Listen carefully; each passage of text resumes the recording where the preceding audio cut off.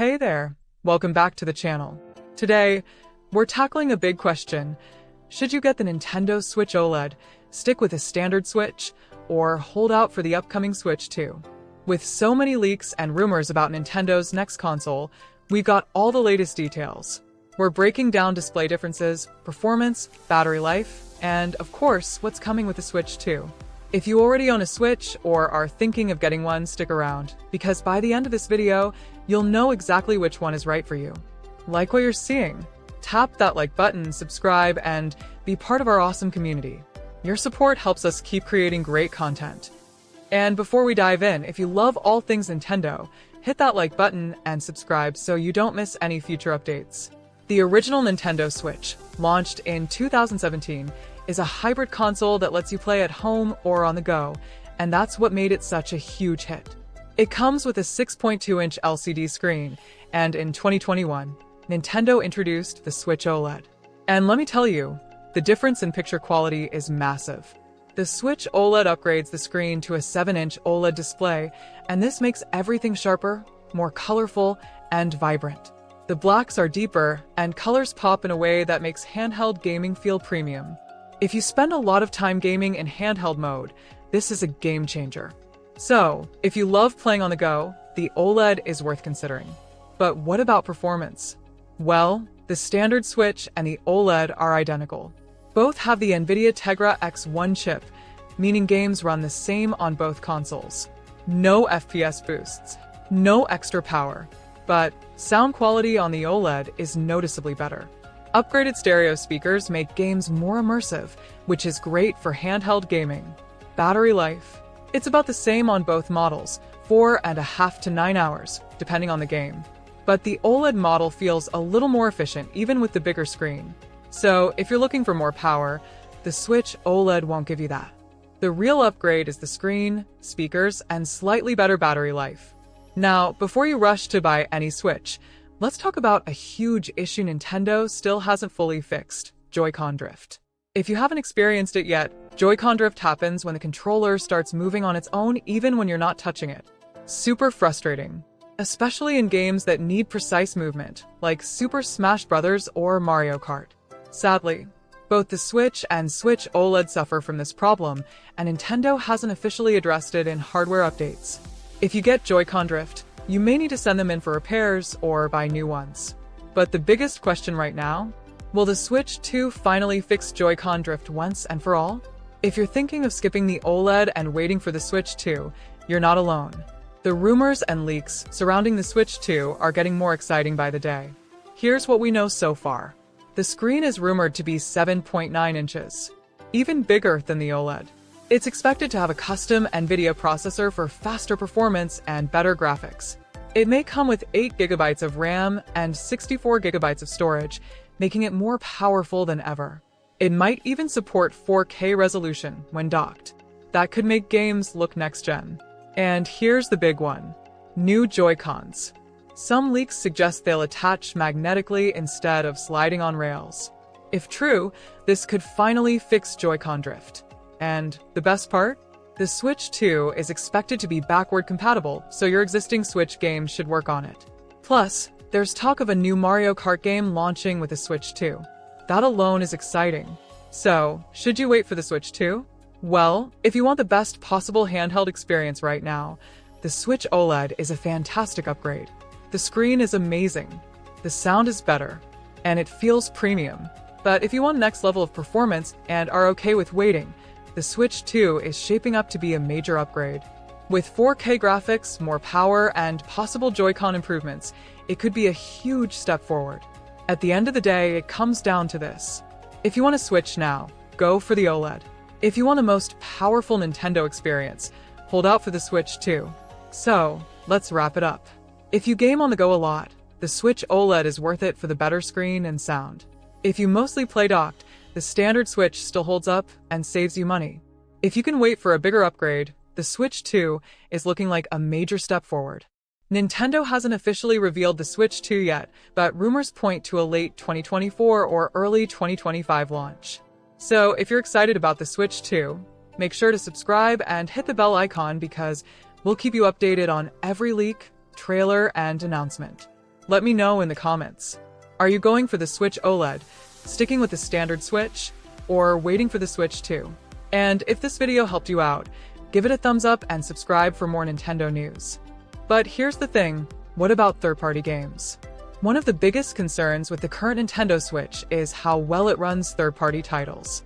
While first-party Nintendo games like Mario, Zelda, and Pokémon are optimized perfectly for the system, third-party titles like The Witcher 3, Doom Eternal, and Hogwarts Legacy have struggled to perform.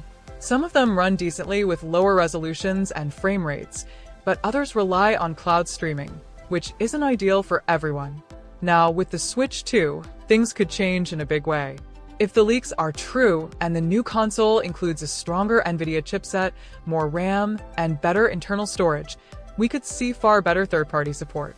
This could mean higher frame rates, better textures, and smoother gameplay for major AAA games. Imagine playing something like Elden Ring or Grand Theft Auto 6 on a Switch 2 without compromises.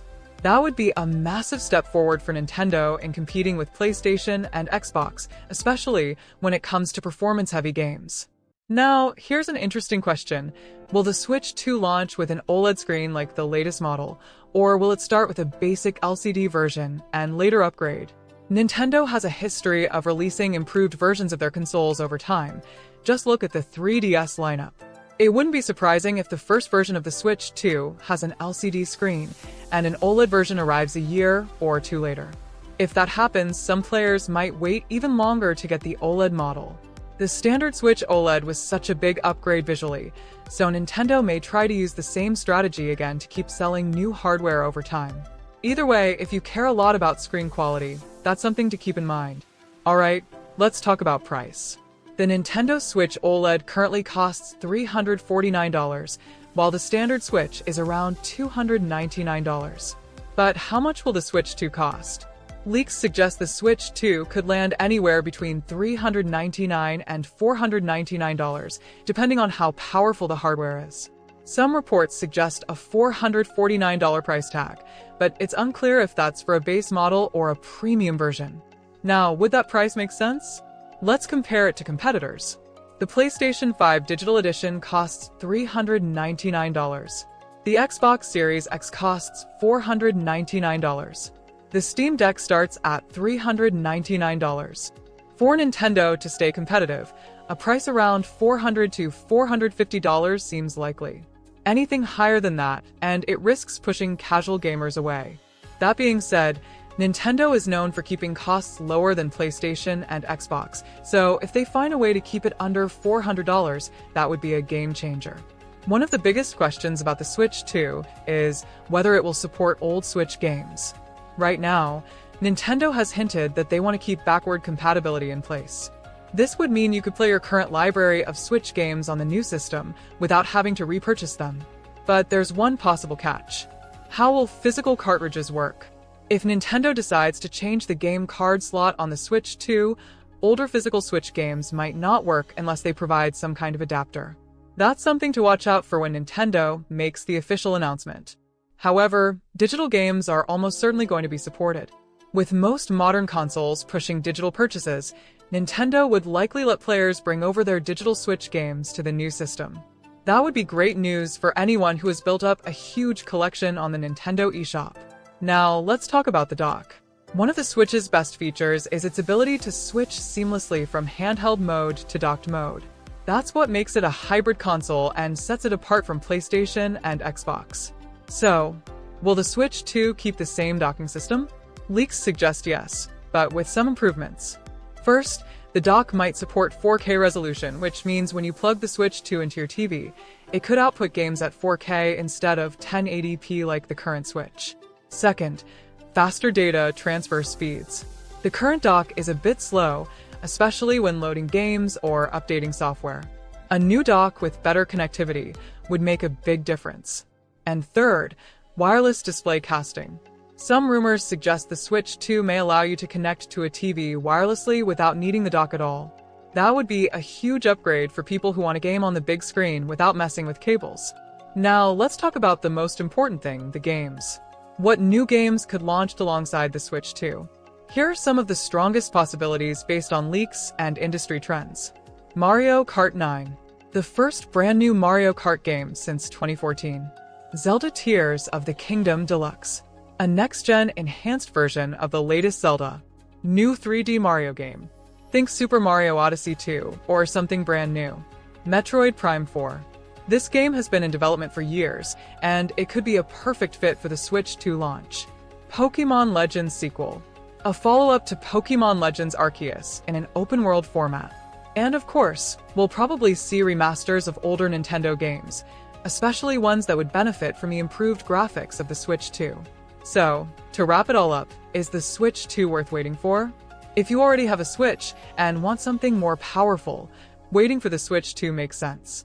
The improved graphics, stronger hardware, and potential 4K support could be a big jump forward.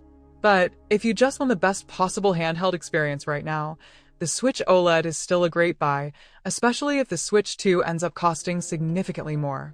Ultimately, it depends on what you want out of a console. And that's where I want to hear from you.